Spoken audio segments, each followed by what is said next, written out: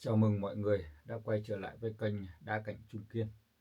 Hôm nay thì mình sẽ lại tiếp tục lên những cái tác phẩm để cho mọi người cùng thưởng thức và nghe những cái câu chuyện về đá. Có một khoảnh khắc rất đặc biệt mà hầu hết những người gắn bó lâu năm với đá cảnh tự nhiên đều từng trải qua. Đó là lúc họ nhận ra rằng mình không còn nhìn đá như một vật thể đứng trước mặt, mà như một sự hiện diện đồng hành. Viên đá không ở đó để được ngắm, mà ở đó để cùng tồn tại với chúng ta. Khi con người trẻ, họ thường nghĩ thời gian là vô hạn. Khi lớn lên, họ bắt đầu cảm nhận được sự trôi đi của từng ngày. Và khi ngồi trước một viên đá đã tồn tại hàng triệu năm, cảm giác ấy trở nên rất là rõ ràng. Đời người ngắn ngủi, những lo toan, tham vọng, hơn thua rồi cũng sẽ qua. Chỉ có thời gian là không dừng lại. Đá cảnh tự nhiên mang trong mình thời gian ở dạng tinh khiết nhất. Nó không kể lệ, nó không nhắc lại quá khứ, nhưng sự hiện diện của nó khiến con người buộc phải đối diện với câu hỏi rất là sâu: mình đang sống như thế nào trong cái khoảng thời gian hữu hạn này? Có những người tìm đến đá khi đứng trước một bước ngoặt lớn của cuộc đời: thay đổi công việc, mất mát người thân, rời bỏ nơi đã gắn bó lâu năm. Trong những thời điểm ấy, lời khuyên từ người khác đôi khi không đủ, nhưng sự im lặng của đá lại mang đến một sức mạnh, sức nặng khác, một sức nặng khiến con người dừng lại mọi suy nghĩ thật chậm. Người chơi đá bắt đầu nhận ra rằng đá không giúp họ trốn tránh nỗi buồn, mà giúp họ ngồi cùng nỗi buồn một lúc, một cái cách bình thản hơn, nhìn vào những lớp vân chồng lên nhau. Họ thấy được rằng mọi biến cố đều để lại những cái dấu vết không nhất thiết phải phá vỡ. Toàn bộ cấu trúc viên đá vẫn là chính nó, dù đã trải qua vô số thay đổi. Cũng từ đó, người ta học được cách chấp nhận chính mình, chấp nhận những vết xước trong tâm hồn, chấp nhận những giai đoạn chưa trọn vẹn, chấp nhận rằng không phải lúc nào cũng cần phải hoàn hảo. Đá cảnh tự nhiên không hoàn hảo theo tiêu chuẩn hình học, nhưng hoàn hảo theo một cái cách rất là thật, tự nhiên. Có những buổi tối yên tĩnh, khi cả căn nhà đã chìm vào sự tĩnh lặng, người chơi đá ngồi trước viên đá quen thuộc, không bật nhạc, không đọc sách, không làm gì cả, chỉ ngồi, chỉ nhìn, nhâm ly trà, tách trà hoặc ly cà phê. Và trong cái sự im lặng đó, những câu trả lời mà họ từng tìm kiếm bỗng nhiên trở nên không còn cấp thiết nữa. Đá cảnh tự nhiên không đưa ra cái giải pháp, nhưng nó thay đổi cách con người đặt câu hỏi. Khi câu hỏi thay đổi, nỗi bất an cũng dịu xuống. Người ta không còn quá ám ảnh về việc phải đi nhanh hơn, phải đạt được nhiều hơn. Họ bắt đầu quan tâm đến việc đi với nhịp của mình. Có một cái điều rất lạ là càng gắn bó với đá, người chơi càng ít nói về đá. Họ không cần dùng nhiều từ để mô tả. Một ánh nhìn, một cái gật đầu, một khoảng im lặng là đủ để hiểu nhau. Sự tinh tế ấy không đến từ kiến thức mà đến từ sự trải nghiệm. Đá cảnh tự nhiên dạy con người một bài học rất khó trong cái thời đại này. Đó là giá trị của sự im lặng. Im lặng không phải là trống rỗng. Im lặng là nơi mà mọi thứ lắng xuống để bản chất được lộ ra. Trong im lặng của đá, con người nghe rõ hơn tiếng nói bên trong mình.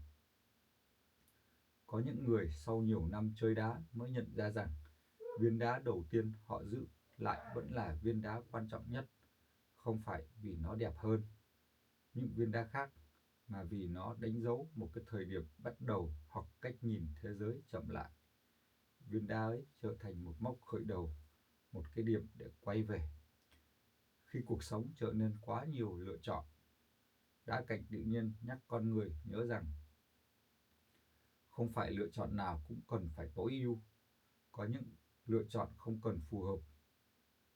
Một viên đá không cần phải nổi bật nhất, nó chỉ cần phù hợp với không gian, với ánh sáng, với tâm trạng của người đặt nó. Người chơi đá dần buông bỏ những nhu cầu sở hữu thật nhiều. Họ hiểu rằng mỗi viên đá cần không gian để thở, cũng như con người vậy. Giữ lại những gì thật sự có ý nghĩa trở thành một nguyên tắc sống khi chỉ trong chơi đá cạnh mà mọi khía cạnh của đời sống cũng vậy. Và đến một lúc nào đó thì khi nhìn lại hành trình đã qua, người chơi đá nhận ra rằng thứ họ nhận được không chỉ là những viên đá đẹp, thứ họ nhận được là một cách nhìn khác về thời gian, về giá trị, về chính bản thân mình. Chiêm ngưỡng đá cạnh tự nhiên đến cái giai đoạn này không còn là cái việc hướng ánh nhìn ra bên ngoài, đó là hành trình quay vào bên trong.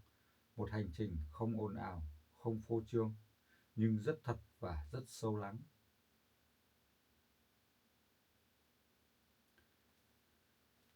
Có một thời điểm trong hành trình gắn bó với đá cạnh tự nhiên, người ta bắt đầu đặt ra một câu hỏi rất khác, không còn là câu hỏi về hình dáng, về nguồn gốc hay về giá trị. Đó là một câu hỏi về sự tồn tại. Viên đá này tồn tại vì điều gì? Và mình tồn tại vì điều gì? Khi con người còn trẻ, họ thường muốn để lại cái dấu ấn thật nhanh, muốn được nhìn thấy, muốn được ghi nhận, muốn được khẳng định chính mình. Nhưng khi ngồi trước một viên đá đã tồn tại từ rất lâu, khái niệm dấu ấn bỗng trở nên khác đi. Viên đá không cố gắng để lại cái dấu ấn, nó chỉ tồn tại trọn vẹn với hình hài của mình. Và chính điều đó khiến nó trở nên đáng nhớ. Đá cạnh tự nhiên không chạy theo việc được nhớ đến, nhưng con người lại nhớ đến nó rất lâu, không phải vì sự đặc biệt phô trương, mà vì sự bền bỉ âm thầm. Điều này khiến người chơi đá suy nghĩ rất nhiều về cái cách mình đang sống.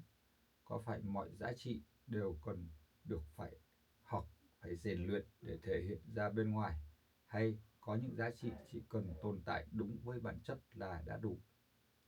Có những ngày, người chơi đá cảm thấy rất rõ ràng viên đá trước mặt mình không hề thay đổi, nhưng mình thì đã khác. Những điều từng khiến mình lo lắng giờ đây không còn nặng nề như trước. Những áp lực từng khiến mình vội vàng giờ đây trở nên dễ chấp nhận hơn. Đá không dạy điều gì mới, nhưng nó giúp con người nhìn lại những điều đã biết bằng một ánh mắt khác, bằng một cái cách nhìn nhận khác. Trong mối quan hệ giữa con người và đá cạnh tự nhiên, không có sự chiếm hữu tuyệt đối. Người chơi không thật sự sở hữu đá, họ chỉ tạm thời là người giữ gìn viên đá đã tồn tại rất lâu trước khi họ gặp nó, và sẽ còn tồn tại rất lâu sau này khi họ rời đi. Nhận thức ấy mang lại một cảm giác khiêm nhường rất sâu. Chính sự khiêm nhường đó khiến người chơi đá trở nên nhẹ nhàng hơn với cuộc sống. Họ không còn cảm thấy cần phải nắm giữ mọi thứ. Họ hiểu rằng có những thứ chỉ cần được trân trọng trong cái khoảnh khắc nhất hiện tại nhất định. Giống như việc ngồi trước một viên đá vào buổi sáng sớm, khi ánh nắng vừa chạm nhẹ lên bề mặt, và biết rằng khoảnh khắc ấy chính sẽ không lặp lại. Có những người chơi đá bắt đầu truyền lại niềm đam mê này cho thế hệ sau, không phải bằng lời giảng dạy dài dòng, mà bằng cách mời con cháu ngồi xuống cùng ngắm một viên đá. Trẻ em có thể không hiểu biết hết ý nghĩa, nhưng chúng cảm nhận được sự yên tĩnh, và đó là cái điều rất hiếm trong thế giới mà chúng ta đang lớn lên. Đá cạnh tự nhiên trở thành một cái cầu nối giữa các thế hệ. Người lớn tuổi nhìn đá và thấy ký ức, người trẻ nhìn đá và thấy sự tò mò. Cùng một viên đá, nhưng mỗi thế hệ tìm thấy một điều phù hợp với mình, và viên đá một lần nữa không cần thay đổi để đáp ứng ai. Trong những cuộc trò chuyện hiếm hoi giữa những người chơi đá lâu năm, đôi khi họ không nói về đá nữa, họ nói về cuộc sống, về cách mọi thứ đã trôi qua, về những điều từng rất quan trọng và bây giờ đây không còn như vậy. Viên đá đặt giữa họ như một chứng nhân im lặng, nhắc nhở rằng một câu chuyện rồi cũng sẽ lắng xuống. Có những cái khoảnh khắc người chơi đá nhận ra rằng họ không cần phải tìm kiếm thêm nữa. Không phải vì đã có đủ đá, mà vì đã có đủ sự bình an. Khi đạt đến cái trạng thái đó thì đá cạnh tự nhiên không còn là một cái mục tiêu, mà đã trở thành một cái người bạn đồng hành cùng với chính mình. Người chơi đá không còn so sánh viên đá của mình với viên đá của người khác. Mỗi viên đá có hành trình riêng, mỗi con người cũng vậy. Sự so sánh trở nên không cần thiết, thay vào đó là sự tôn trọng. Đá cạnh tự nhiên cũng dạy con người về việc buông bỏ. Có những lúc người chơi quyết định trao lại viên đá cho người khác, không phải vì không còn yêu quý, mà vì biết rằng đã đến lúc viên đá tiếp tục một cái hành trình của nó. Sự buông bỏ ấy không mang lại mất mát, mà mang lại cảm giác trọn vẹn. Trong cái khoảnh khắc đó, người chơi hiểu rằng giá trị lớn nhất không nằm ở việc giữ lại, mà nằm ở việc biết khi nào trao đi. Và bài học ấy không chỉ áp dụng cho đá, mà cho rất nhiều mối quan hệ trong cuộc sống.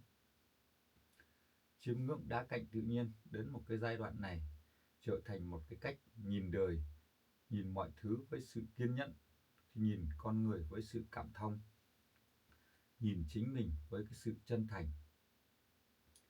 Và ngồi trước viên đá trong một buổi chiều rất bình thường, người chơi đá chợt nhận ra rằng không cần phải đi đâu xa để tìm kiếm ý nghĩa.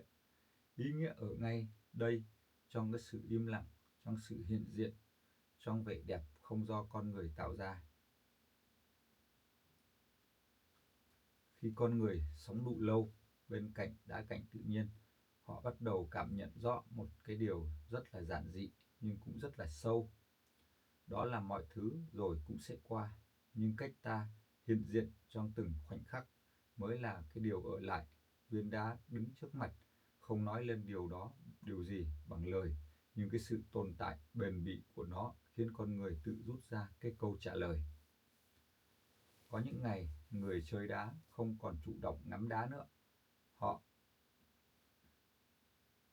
họ chỉ làm việc, sinh hoạt, đi qua ngày như bao người khác. Nhưng trong những khoảnh khắc rất ngẫu nhiên, ánh mắt họ chạm vào viên đá quen thuộc, và một cảm giác an tâm nhẹ nhàng xuất hiện. Đó không phải là niềm vui bùng nổ, mà là một cái sự ổn định âm thầm, giống như biết rằng có một điểm tựa luôn ở đó. Đá cạnh tự nhiên không can thiệp vào đời sống con người.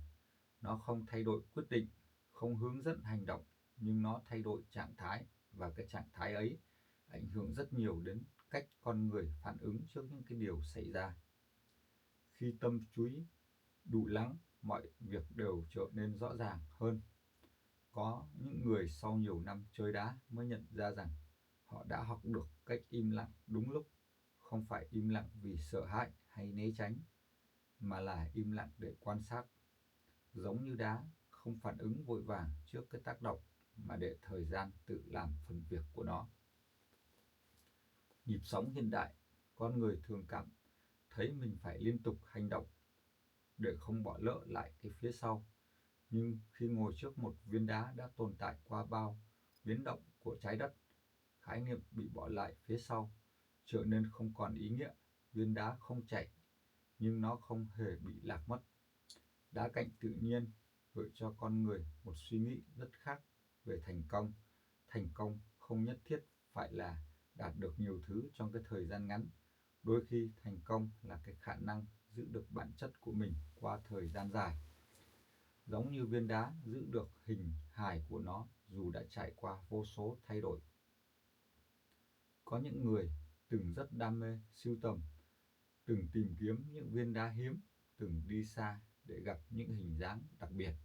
Nhưng rồi đến một lúc họ dừng lại, không phải vì đã chán, mà vì đã đủ.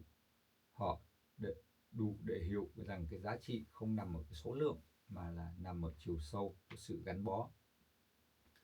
Viên đá được giữ lại rất lâu, và lâu nhất không phải là viên đá hoàn hảo nhất, mà là viên đá chứng kiến nhiều những cái giai đoạn nhất trong cuộc đời của người chơi đá, cũng như cuộc sống hàng ngày của họ.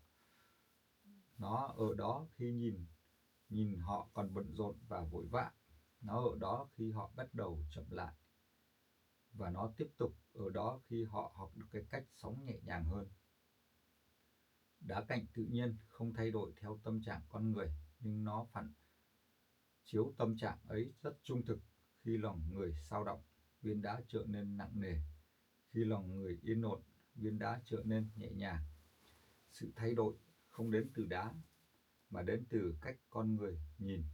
Có một cái khoảnh khắc rất là sâu khi người chơi đá nhận ra rằng họ không còn tìm kiếm câu trả lời từ bên ngoài nữa, nhưng họ hỏi những cái câu hỏi lớn hơn về cuộc sống, không cần phải giải đáp ngay.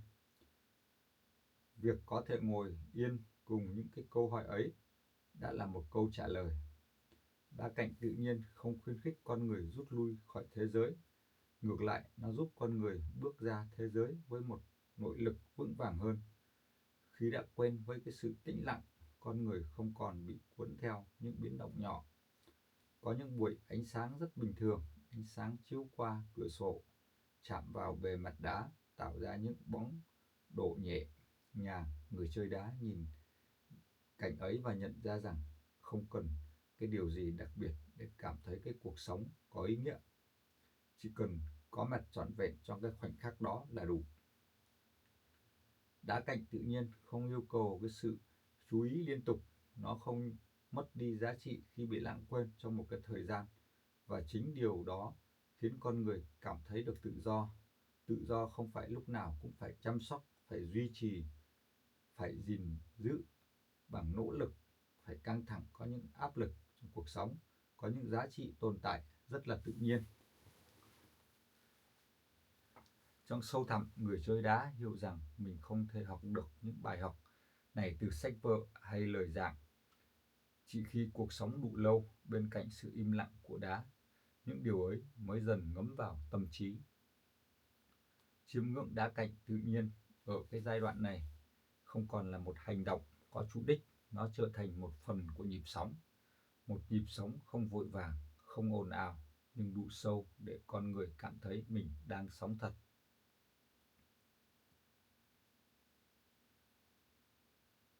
Đến một lúc nào đó, người gắn bó lâu năm với đá cạnh tự nhiên không còn nghĩ nhiều về cái việc mình sẽ đi được bao xa nữa. Thay vào đó, họ nghĩ về việc mình đã đi như thế nào.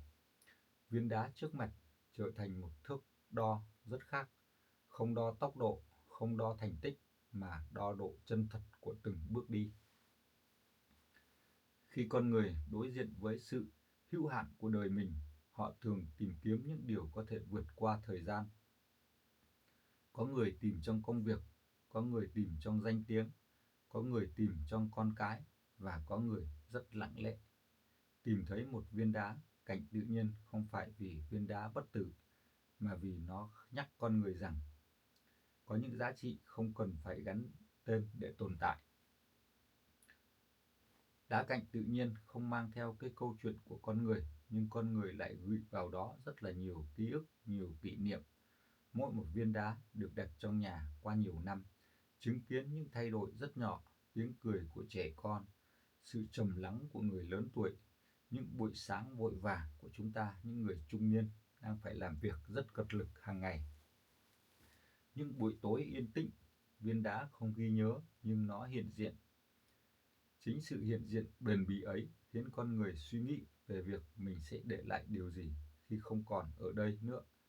Không phải vật chất, không phải lời khen, mà là cảm giác mình đã mang đến cho những người xung quanh mình một cái sự bình an hay là bất an, áp lực hay nhẹ nhõm, nóng vội hay chậm rãi. Đá cạnh tự nhiên không dạy con người cách để lại dấu ấn lớn, nó dạy con người cách để lại dấu ấn vừa đủ. Một dấu ấn không làm tổn thương không gian xung quanh. Một dấu ấn hòa vào dòng chảy chung mà không cần phải nổi bật. Có những người sau một quãng đời dài quyết định để lại bộ sưu tập đá của mình cho người khác, không phải như một tài sản mà như một lời nhắn gửi rằng hãy dành thời gian để ngắm nhìn, rằng hãy chậm lại khi cần, rằng vẻ đẹp không phải lúc nào cũng đến từ sự cố gắng. Trong khoảnh khắc trao đi viên đá quen thuộc, người chơi không cảm thấy mất mát, họ cảm thấy nhẹ, bởi họ hiểu rằng viên đá sẽ tiếp tục hành trình của nó, và những gì họ học được từ viên đá đã ở lại trong họ.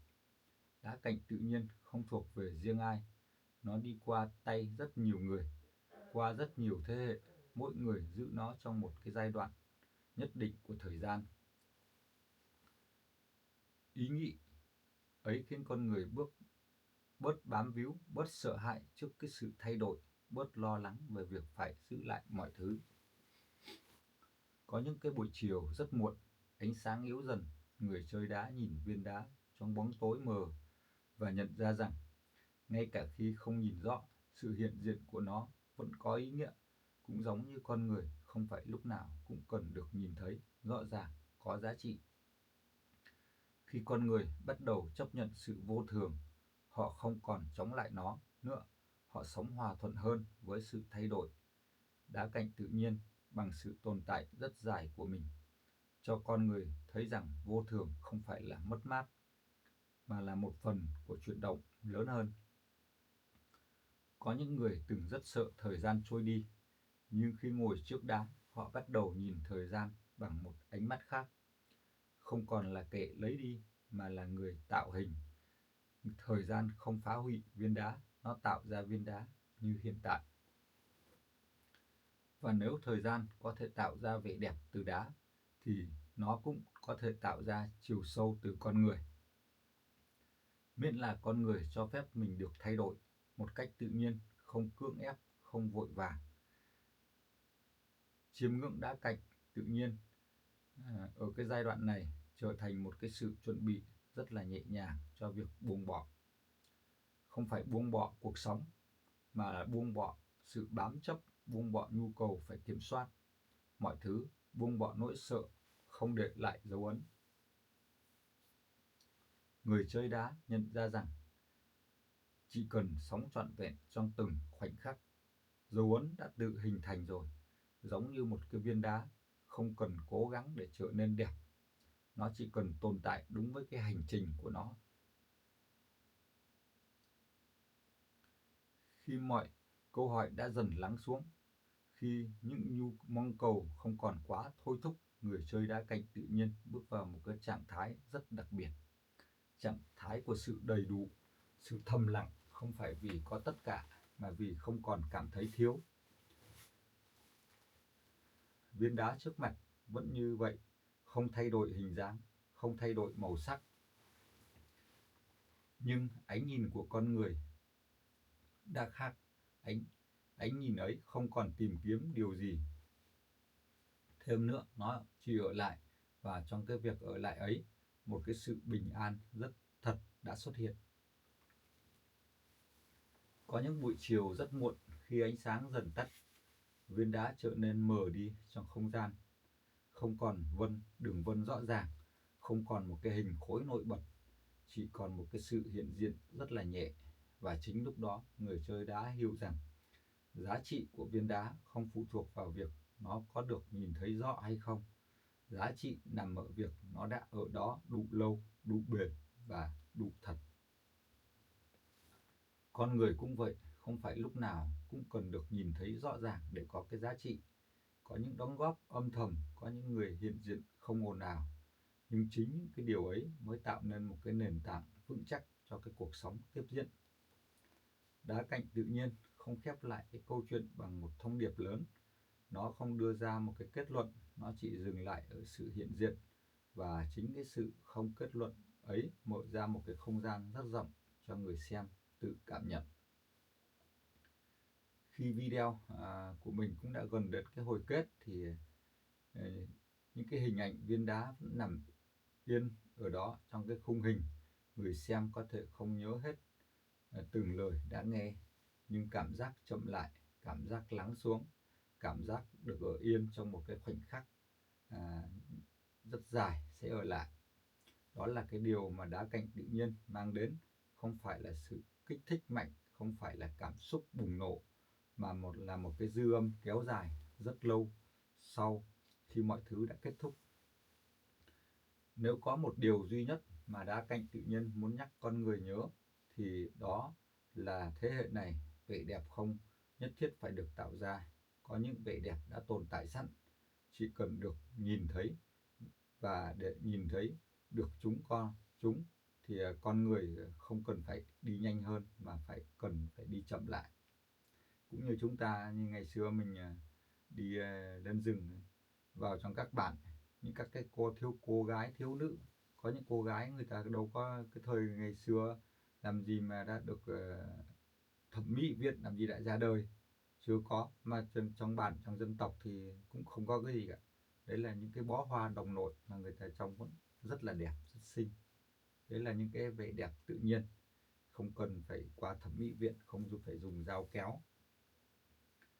Khi ta chậm lại, ta bắt đầu nghe được những cái điều rất nhỏ, nhịp thở của chính mình, âm thanh của không gian xung quanh, sự chuyển động rất nhiều, rất nhẹ của ánh sáng.